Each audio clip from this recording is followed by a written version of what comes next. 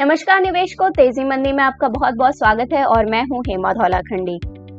आमदनी अठन्नी और खर्चा रुपया, ये घर घर की कहानी है क्योंकि महंगाई हर घर को प्रभावित करती है।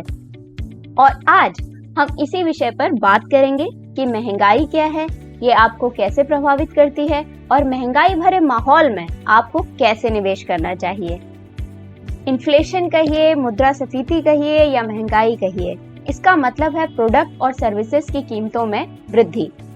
महंगाई के कारकों की बात करें तो मांग में तेजी और सप्लाई में कमी, इनपुट कॉस्ट का बढ़ना आदि ये सब इसके फैक्टर्स हैं। इसके इकोनॉमी पर प्रभाव की बात करें तो आमतौर पर इकोनॉमी पर इसका मिश्रित प्रभाव पड़ता है, यानी कि एक मिला जुला प्रभाव।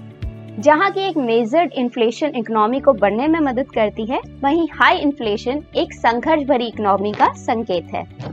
महंगाई को उस स्तर पर बनाए रखना केंद्रीय बैंकों की भूमिका है जिस स्तर पर वो विकास को बाधित किए बिना अर्थव्यवस्था में योगदान दे सकें। आइए महंगाई के प्रभावों को कुछ बिंदुओं से समझते हैं। पहला, खरीदने की क्षमता घटती है। ये लाजमी है कि कीमतों के बढ़ने के साथ आपकी खरीदने की क्षमता कम होती है, यानी जहां पहले आपको 100 रुपए में 1 किलो अनार मिलते थे, महंगाई के बाद 100 रुपए में केवल आधा किलो अनार ही आपके हाथ लगेंगे। दूसरा पॉइंट है, निवेश को प्रोत्साहित करता है। महंगाई आपके निवेश के भविष्य की वैल्यू को कम करती है। ये महंगाई को मात देने वाले रिटर्न जनरेट करने के लिए स्टॉक या म्यूचुअल फंड जैसे हाई ग्रोथ इन्वेस्टमेंट्स की ओर निवेश के प्रभाव को बढ़ाती है। तीसरा पॉइंट, उधार लेने की लागत को प्रभावित करती है। केंद्रीय बैंकों का पॉलिसी रेस्पॉन्स उधार की लागत पर महंगाई के प्रभाव को निर्धारित करती है। मान लीजिए हाई लिक्विडिटी के कारण महंगाई को बढ़ावा मिला है, तो केंद्रीय बैंक लिक्विडिटी को स्क्वीज करने की कोशिश करता है। इससे उधार लेने की लागत बढ़ जाती है। वहीं दूसरी ओर अगर महंगाई बढ़ी हुई है आर्थिक गतिविधियों के कारण, तो केंद्रीय बैंक बढ़ती महंगाई के रिस्क के बावजूद भी इंटरेस्ट रेट को कम ही रखता है ताकि ग्रोथ में रुकावट पैदा ना हो। फोर्थ पॉइंट, महंगाई और बेरोजगारी का रिश्ता। फिलिप्स कर्व महंगाई और बेरोजगारी के संबंध कुछ हद तक स्पष्ट करता है। कुछ हद तक इसलिए क्योंकि यह पिछले 50 वर्षों में कई बार गलत साबित हुआ है। इसके अनुसार अगर महंगाई अर्थव्यवस्था में आई हाई ग्रोथ के कारण है, तो ये आमतौर पर रोजगार के अवसर पैदा करती है। ऐसे मामले में तो महंगाई अच्छी ही है। क्यों, सही कहा ना?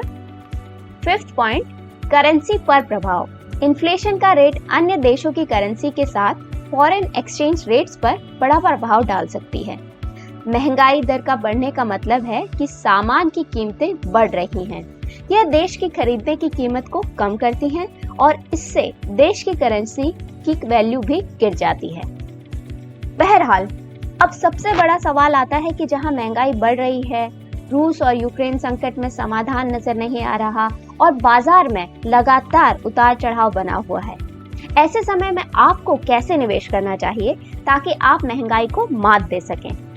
अब आप कहेंगे महंगाई को काबू में करना तो केंद्रीय बैंक का काम है, पर जनाब सिर्फ इतना कहकर आप महंगाई से नहीं बच सकते हैं।